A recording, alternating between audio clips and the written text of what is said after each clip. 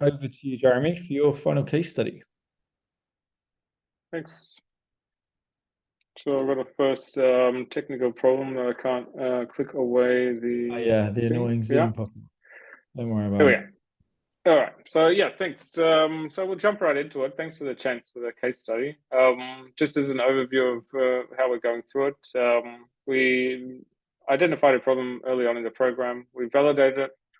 Out of that, we generated an offer, validated that with the audience from the problem, developed a strategic roadmap for that going forward. And here, in this case, kind of the bonus objectives, we've got an example of the first prototype test we've done. So we'll jump into it. And before that, a few principles that I picked up along the way or that have been with me even before the program. I admire persisting over giving up too soon, although I acknowledge that it's hard to find the right point in time to give up. However, it still stays with me. I admire real feedback, user feedback over own opinions. Also in organizations, user feedback over highest paid person in the room or teams. To be honest, I'm on the fence. This is why there's two arrows with data and intuition. Data, usually you'd see something like data is higher than intuition. However, in this example as well, I use a bit of intuition to take me one step further in absence of data. So I'm saying, yeah, case by case, you can choose. For my work going forward, I'm interested in playing around with bootstrapping small solutions rather than developing something with funding as a backing. And I admire deep thought and being super intentional on the strategy while being more agile and faster on solutions. Something that I've seen a lot of the time the wrong way around, meetings to deliver, but very little time spent on the bigger picture. Okay, so into our case study here, I found that there are 25 to 40-year-olds that, especially in Australia, that are unsure about their financial future, and some of them just didn't know or didn't have the right tools to know where to go from here. They didn't own a home and didn't know what to do next. And I started off that with discovering more about it. I had a few channels in mind where I could find such people: LinkedIn, Facebook groups, and own personal network. So I did a mix of all of those to see where I could find the best candidates. And of those, discovery calls, no problem. Managed to find some very keen participants. Measuring the 10% was hard because a lot of the people came from warm outreach or personal network, where names were given further. From the feeling, it was relatively quick. The personal network was very effective there. Yeah, so on the right-hand side is some of the workings that we've seen, but the main takeaways are finance topics are quite sensitive. I can attribute that to being kicked out of a number of Facebook groups. The guy selling something who's just joined something, I think it's a classic. Home ownership is more, it's not just about living somewhere, it's about being an adult, status, security, and people who don't have that yet, especially millennials or 30 to 40-year-olds, do feel left out. And I do feel that none of these get taught none of this really gets taught in school, even though it's a kind of life skill. Another interesting thing was the magic wand question. No one said, I want more money. A lot of people say, I want the right tools to know how to go into my next step. And I found that very insightful, where it would be easy to say, yeah, of course, magic wand, more money. After the initial calls, I kind of refined, based on the people I talked to, I kind of refined who I'm talking with, narrowed the age group to 30 to 40-year-olds who have more money and able to save more, and specifically struggling for a deposit for their own home. It's not like unsure financially, but they're talking about their saving up for a home. Going on to the next objective, validating an offering. There was a few cards that I had that are potential offers that are a nice mix. I chose for the first one, take control of financial future with wealth building strategies, and use that as an outreach. Use the Blue Ocean strategy canvas for differentiation, and we'll have a look at those now. Here's an example of the landing page that I use, and there's a whole bunch of workings in terms of the Blue Ocean. what do we have there? I was really focusing on something that was like a holistic management of a financial journey, not something so, not a patronizing budgeting app that possibly doesn't work, and not a YouTube channel telling you how to save on specific stocks, but something that can help people along the way of a longer term journey. That's where I kind of drilled down on. I put myself a 0 on things like trust, credibility, and social or community, not because I feel they're not worthwhile, but because I just don't have those at the moment. But it would be something that that I believe I would grow into with this product. It's just, yeah, starting now, it's a nobody with an app. That's why I put it as 0. And down the bottom here, I've got first indications. I got 2 real signups, 5 friend signups for moral support, and used LinkedIn and Facebook as a general announcement. The most effective there was definitely at Facebook. LinkedIn and not so effective because it was simply too broad. You don't know. You can guess an age group, but you don't really know if they belong to the niche that we're looking at. So I wasn't so super satisfied with this this result. I thought, going back to the material that I had, looking at the offering, it felt very wordy, and everyone just wants a house. So let's give people a house if they want a house, and let's tell everyone we'll get you there faster, because everyone wants to be fast tracked somewhere. So I simplified the language a bit. We'll put you in your home faster. Smart saving strategies, not wealth building or anything, which could mean anything, and run with that. I did the same channels, and additionally another warm outreach to friends of friends again, and got 4 new reasonable leads. So it was an improvement. I'm not sure if that was a massive signal where I'd say, oh, this is amazing, but it was something that I thought that was good enough to run with, and I was happier with the wording and the offering as well. So this is where my intuition kind of played a part. Like, I feel that it's a problem out there, so I'll just run with that and see how far we can get. And so that's the new validated product vision. Going on to the next objective, define a roadmap, lean canvas, and team topology. And this is what it could look like. So we're leading towards the opportunity of a financial goal setting framework. So it's a smart saving strategy, and essentially the idea of breaking goals down into smaller things. And as a kind of 3-step process, we could help a user understand where they currently are, help a user see what could happen if they did something about it in this special way, and then constantly motivate a user to reach that. So there's kind of a habit forming and constant motivation to achieve goals in smaller iterations. And this is the kind of strategy we wanted to go for. And based on that, developed an initial prototype. And this is basically on the first 2 steps, understanding where where a user is at the moment, and seeing if they're interested enough to break this down into smaller goals and say, yeah, I want to do this. And this was the initial experiment we aimed for. And let's imagine if this was a full business model. So the problem solution we talked about here, I think that the unique value proposition is getting someone in their home faster, which is helping them save for a deposit to get a loan to get to a home faster than anyone else. Channels, like I said, LinkedIn didn't feel so great. So I'd be looking at Facebook, Instagram, or Google Ads to acquire new users, other than personal network as well. And for the revenue streams, and affiliate fees, interesting for the start, could be risky. Would have to look further and see if you generate content that leads to paid financial expertise, something similar. And for a team topology, we'd identified 2 main streams, right? So the getting user started, so like we saw in an experiment, and the habit forming, getting people to stay and stick with an app and continue being engaged with a new way to save money and set goals. As for enabling teams, I put importance on CRM as a way to keep contact with customers. And interesting thing is a kind of offline team, I'd say, of financial advisors, which would add credibility to the whole product. And finally, we built prototype. So we took some time and used a Figma prototype based on the experiment we described above.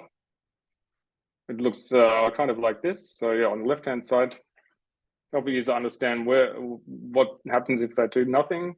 With this new approach, they could get there faster. And this is what it looks like. Built it. Wasn't sure about the rating of the score, the percentage, but half of the 2 users. So one user said they were somewhat disappointed, which was a great sign for coming out of nowhere. And this is the initial feedback. So it drilled down on the somewhat disappointed feedback. Yes, they like the quick calculations and how to save faster. So it's going in that direction for them. And yeah, things will improve, more features, functionality. Yeah, sure. If we want to get more value out of this, it'd be going to test with more users to see what else comes out of the improvement box. But it's an indication for that certain user group that they'd be interested and would want to see more features. Yeah, so 2 directions. One step is for next step is to go in the direction of acquiring more users for the first experiment. The other one is considering where it further goes. Also kind of considering, we're saying we're preferring bootstrapping over funding. Is this going to go into something massive, and how do we keep it still simple and everything? That's something also in the back of my mind. And that's all for my presentation. So yeah, thanks for listening. I'd love your feedback. Nice. Good. I'll do quick fire bullet points on case study feedback, and then we'll slow down and sort of talk about next steps.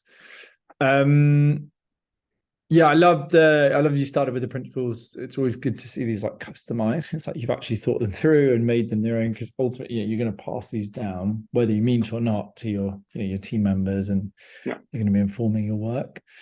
Discovery, yeah, I loved you mentioned literally, that was a powerful insight. I think that's great because you're never going to forget to do discovery now, because you sort of really saw actually how it can hugely shift your assumptions. That's going to be really powerful. And also it's a good way to convince stakeholders of the value of discovery by showing, yeah, we actually would have done this thing, and no, we've went in this whole other direction.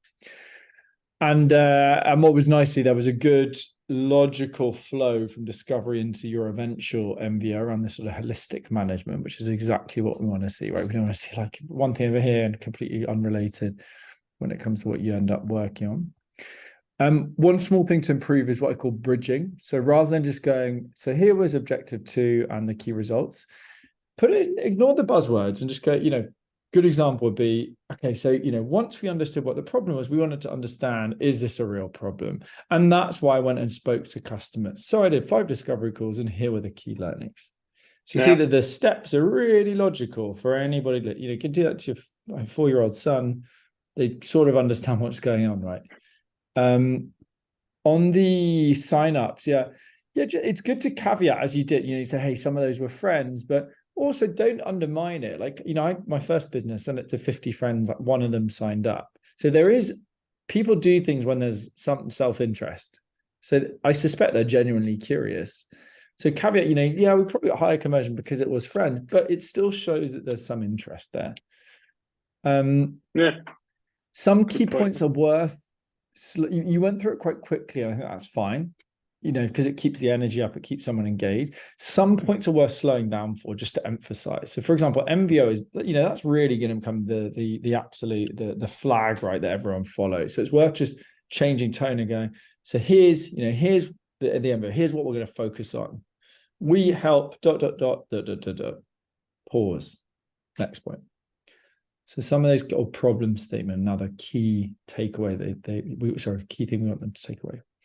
Roadmap, I thought was good. You didn't talk about solutions. You mentioned sort of the opportunity and then work backwards into the 3 steps, which again is exactly that's what we want them to take away. We don't want them to go, okay, great, Jeremy's committed to these 10 solutions.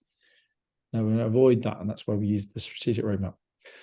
Lean Canvas, good. You mentioned sort of the key things I'd look for, right? Unique value proposition, unfair advantage, revenue model. You could go, I would want to see you as a more senior person go a bit deeper though, right? To really show that business hat of like, we weighed up a few revenue options. Here's the one we think makes it. Here's why. Even more advanced is like, here's our rough idea of if we, got 10 people 10% of people to subscribe, we might see a lifetime value of X. Counter that against your cost. So just showing that, a sort of depth of business / financial understanding. Again, not for today, but that's what, if you want to get real respect in leadership roles and then get people to sort of, buy in, then that's the kind of thing you'd want to look for there. Defensibility being another one, right? Unfair advantage, really showing, okay, great, we think we can capture market. How can we actually defend it long term? Prototype, I really liked it. And hopefully, as you saw, it's like just doing 1 or 2 tests is really valuable, for your learning, but also you quite quickly, as you get a sense, right, from whether you're on the right sort of direction or not with the product. And I thought the feedback was interesting. I'm obviously very limited at this stage, but there wasn't anything specific in the negative. It was sort of more features and functionality, whereas actually they did seem to hook on to the core value prop with the positive feedback. Yeah. If you do a few more of those, I think it sort of indicates that your core value is something they value, and it's something that you're perceived to deliver on, which is exactly what we want, an alignment between those two things. And just sort of slowing down a bit. What do you think sort of next steps are now, wrapping up the 8 weeks? For me, in general. Yeah, for you. For me, it's Australia, like moving. So it's sorry, for you in terms of as a product person. So it's still obviously the move getting into products. The move getting into product, that's right. Me moving and based on that, looking to position myself in product roles in Australia. That's what I was getting to. Yeah, nice. So I think there's 2 parts, right? I think from my observations, you've got a good understanding, a good depth of understanding of the concepts. For example, I feel like I could throw a problem statement at you and you'd probably be very comfortable going to the MBA, differentiation, etc. I thought you did well to, you had that addressability issue at the beginning, which is always hard because it sort of creates this barrier to progress, right? But you did well and sort of made a smart logical moves as, in terms of like direction you went with. So I thought that was good to see. I think now it's really just going to come down to networking, the sales piece. In fact, I think you've got the skill set. If you get into an interview, you've now got this case study to help structure your thinking with the product interview. So I think your next steps is, just network as much as possible on LinkedIn. Get yourself out there and go over your CV and hero's journey. I think if you do that, I think you'll be fine getting a job out there. Yeah, for me, it's more the level. At what level am I going in? Am I going in high? Am I going in mid?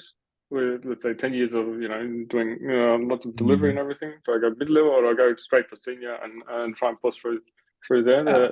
If I were it, I'm aiming for senior and just back that up now with a few more iterations of the product. Honestly, it's a complete Trojan horse. If you put the Prod MBA, don't talk about Prod MBA in the CV. Talk about the product you're working on. Yeah. If you put yourself in the shoes of, am I going to hire the guy that just has done delivery in a big company, or the guy who's currently working on something that's pretty interesting and startup kind of thing? Emphasize it like that, and I don't think you're going to struggle. It's always hard to say, particularly with the current economy, but you've got a decent chance, I think, of getting a senior PM role. Or worst case scenario, you get rejected from a few, get feedback, iterate your CV, come back again, or you go for different roles. Yeah, I think the main thing is, once the level at which to try the other is the right content. Yeah, is it doing the full process or is it doing delivery where I'll and also, you want to ask yourself, like, what do you want to do, right? Is it delivery or is it discovery and strategy? That's why we're talking, huh? It's more in that direction. Yeah. Right. Well, look, I'd suggest next step, Jeremy, when you are starting to apply for roles, and you have a good sense like the kind of things you're looking for, send me your CV, like your updated version. Send me your hero's journey as well, and then I'll give you a bit of feedback on that. And then you've got sort of all the focus and the tools then to get the job. Yeah, for sure. That'd be great. And otherwise, you set me up with Ant, and I got to catch up with Yeah, him. He I mean, offered he's a for complete super. What do you call it? Super connector. Like knows everyone in Australia. yeah. So So he's your he said, man. give me a call or set up a meeting. So I'll start up with him and see what he says. He also asked, depends what you're looking for. Let me know, and then we'll talk. I put on hold Yeah. for the moment because I was busy with other things, but Yeah. I'll probably No, have a he's bit more yeah. I time. mean, he will be 100x. Sorry, tiny effort for a huge amount of reward in your case. I think for getting Yeah, on a call with him. Nice. Well, look, keep me nice. updated with it, and let's stay in Will touch on do. the Yeah. community as well. For sure. Yeah. Otherwise, thanks for the feedback and for the program. It was great fun and learned a lot. So, yeah, it was good networking with you in person as well. Glad we had the chance. Yeah, always fun. Yeah. No, great. And That's always nice yeah, to hear that. Glad to hear that we're delivering. Nice one. Well, look, also good luck with the move as well. yeah. Thanks. Not moving yet. Still got to sell. That's the emotional, the tough one. But we're getting there. Should within a month should be almost there, I think. Yeah, not fun that process. Nice. But let's stay in touch on the community anyway. For sure. Cheers, Jeremy. Thanks, heaps, Henry. See you later. Bye.